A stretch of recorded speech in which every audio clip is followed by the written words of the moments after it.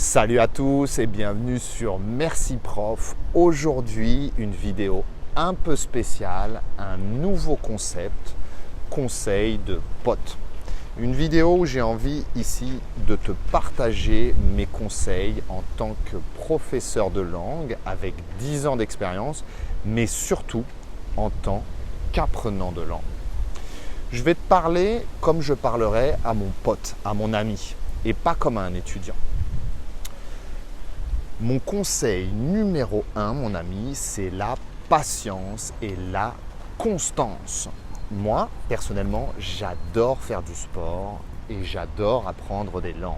Et il y a deux choses qu'ils ont en commun, c'est la patience et la constance. On connaît tous cette personne qui s'inscrit au sport et qui lâche, qui abandonne au bout de 3 mois parce qu'il n'a pas les résultats escomptés. Eh bien, on connaît tous cet étudiant qui lâche au bout de 3 mois parce qu'il n'est pas capable d'avoir une conversation fluide et courante avec un natif. Les bonnes choses, ça prend du temps. Que ce soit le sport ou l'apprentissage des langues, ça prend du temps. Changer ton cerveau pour qu'il pense, qu'il réfléchisse dans une langue que tu n'as jamais parlé, ça prend du temps, mon ami. De la patience. Je ne te dis pas de passer 8 heures par jour à réciter des verbes, mais des petites sessions constantes où tu te familiarises à la langue, c'est important. Plusieurs fois par semaine, si tu peux plusieurs fois par jour, c'est non négociable, mon ami. Au début, tu vas avoir l'impression de progresser comme une flèche très rapidement. Le premier cours, tu connais les numéros, tu réponds aux questions de ton prof, vous avez même une conversation de 2 minutes 30, mais tu arrives à Paris et là, personne ne te comprend. Forcément, tu es déçu. Mais il ne faut pas abandonner. C'est maintenant que ça devient intéressant. L'apprentissage des langues, le sport ou toute autre discipline, tu auras des périodes où tu vas stagner. Tu as l'impression de ne pas avancer. Jusqu'à ce qu'un jour, tu écoutes une chanson, une musique que tu ne comprenais pas avant et aujourd'hui, tu la comprends. C'est une sensation tellement agréable. Donc, n'abandonne pas, ne lâche pas l'affaire. Le deuxième conseil que je voudrais te donner, c'est qu'il va falloir éliminer tes croyances limitantes. On a tous une petite voix à l'intérieur qui nous murmure des trucs à l'oreille, certaines fois. On a une voix super positive qui nous dit que nous sommes invincibles, capables de tout, et d'autres fois, une voix qui nous dit qu'on ne peut pas y arriver, que les autres, ils sont plus intelligents, ils ont fait plus d'études, ils ont plus d'argent, ou je ne sais pas quelle excuse. Il va falloir commencer à changer cette voix et arrêter de penser que c'est trop difficile. Tu peux le faire, c'est pas un problème d'éducation, c'est pas un problème que tu es soi-disant trop vieux pour apprendre une langue, que de toute façon t'es nul en langue, blablabla. Si tu avais vraiment besoin de cette langue pour survivre, mon ami, pour survivre, tu la parlerais en 6 mois. Tu peux rencontrer des résidents de pays qui sont là depuis 10 ans et qui ne parlent toujours pas couramment la langue du pays. La honte, franchement, pour moi, c'est un manque de respect pour le pays d'accueil. Tu peux rencontrer des gens avec une langue tellement différente au français et qui sont là quelques mois et qui baragouinent déjà en français. Ils ne parlent pas incroyablement, mais ils communiquent, ils s'améliorent. La différence ici, c'est que certains restent dans leur zone de confort avec leurs amis qui parlent anglais et il y en a d'autres qui doivent charbonner, travailler et sans le français, ils sont morts. C'est tout. J'aimerais te raconter une petite anecdote. Il y a 10 ans, j'ai rencontré au Cambodge, dans les ruines de Siem Reap, ce sont des magnifiques ruines du royaume Khmer, j'y ai rencontré un petit enfant d'une dizaine d'années, 10-12 ans, qui vendait des souvenirs, des babioles dans les ruines. Il était capable d'échanger avec nous dans une dizaine de langues différentes. Il n'avait pas un niveau incroyable, bien sûr, c'était pas parfait, mais il était capable d'échanger avec nous par rapport au commerce. Et je crois pas que c'est ni son père ni sa mère qui lui payaient des cours du soir, ok ? Alors attention, je te dis pas d'y aller à la Rambo, de déménager tout de suite en France ou au Québec et de te mettre dans une situation de précarité. C'est pas ça, bien sûr. Mais c'est important de commencer à baigner constamment dans cette langue, de reproduire le même schéma. Si tu as des amis qui parlent français, super, parlez ensemble. Si tu passes ton temps à regarder des séries sur Netflix, regarde-les avec les sous-titres français. Si tu regardes des animés ou tu lis des mangas, fais-le en français, avec un dictionnaire. Tu verras, ton cerveau, il lira les sous-titres et ça fonctionne. Tu peux également commencer à mettre, je sais pas moi, ton téléphone en français. Si tu joues aux jeux vidéo, fais-le en français.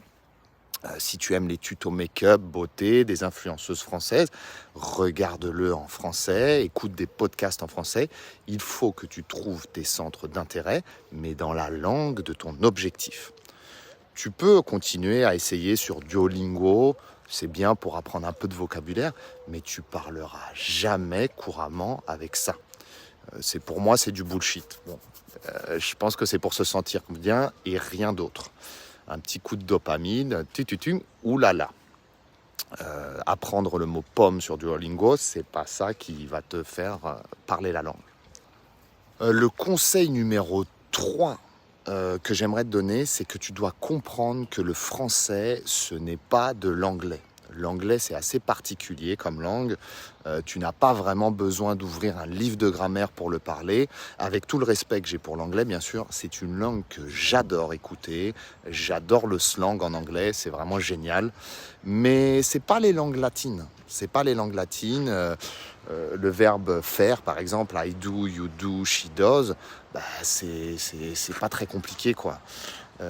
Alors qu'en français, je fais, nous faisons, vous faites, ils font, bienvenue en France, quoi. Donc, tu vas devoir apprendre tes verbes irréguliers. Quelques bases de grammaire, un minimum. Tu peux bien sûr continuer à écouter les gourous de YouTube qui te disent de brûler tes livres de grammaire et de leur envoyer 100 €. La réalité, c'est que tes verbes irréguliers, mon cochon, il faut les apprendre. Détestez-moi si vous voulez dans les commentaires, mais c'est mon avis et mon expérience après 15 ans à voyager et à apprendre des langues. C'est comme ça. Conseil numéro 4. Quand tu apprends un nouveau verbe, un nouveau mot, utilise-le. Fais des phrases, pense en français. Imagine-toi devant Lucille, la Parisienne, qui te regarde avec ses jolis yeux. Qu'est-ce que tu as besoin de lui dire? Si ce n'est pas Lucille, c'est Jean-Pierre. C'est important de te projeter. Notre cerveau retient les informations qu'il juge importantes. C'est pourquoi, si tu apprends des listes de vocabulaire ou des listes de verbes, au moment de parler, tu te bloques. Mon conseil ici, c'est de former des phrases qui concernent ton environnement quotidien. Des choses qui te parlent et qui font sens pour toi. De cette manière, je te promets, mon ami, que tu sortiras tes phrases, ton vocabulaire, sans bégayer.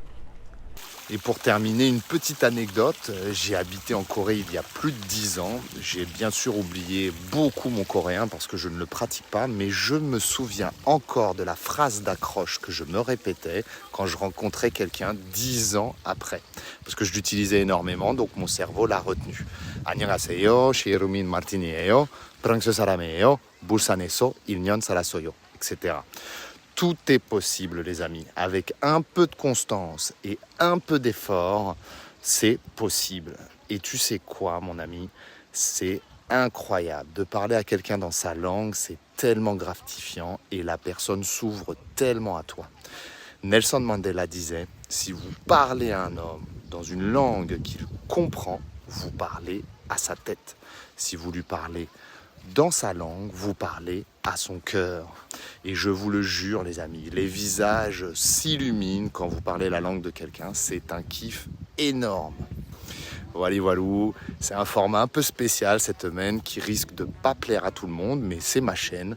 Je fais ce que je veux et j'essaie ici d'apporter un peu de plus-value, un peu de valeur aux gens avec ma petite expérience de prof. Je prétends pas tout savoir et j'ai encore plein de choses à apprendre avec vous, je l'espère.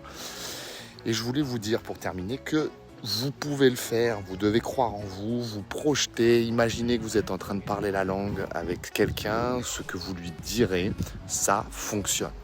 Allez, je vous fous la paix et je vous dis à bientôt sur Conseil de Pof. Ciao.